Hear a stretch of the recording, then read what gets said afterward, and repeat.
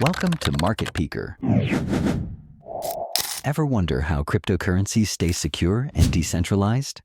It's all thanks to miners and stakers. Let's break down their roles and why they're essential to crypto networks.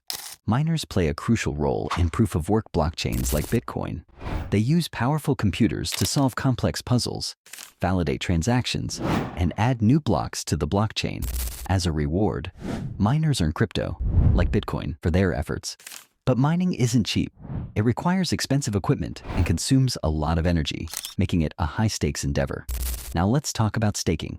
Staking is the backbone of proof of blockchains like Ethereum 2.0 or Cardano. Instead of solving puzzles, stakers lock up their coins as collateral to help validate transactions. The more coins you stake, the higher your chances of being selected to validate a block. In return, stakers earn rewards, similar to interest, making it a more energy-efficient alternative to mining.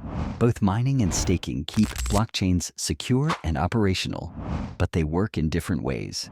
Mining is resource-intensive and better suited for early crypto networks, while staking offers a greener, more scalable solution for the future.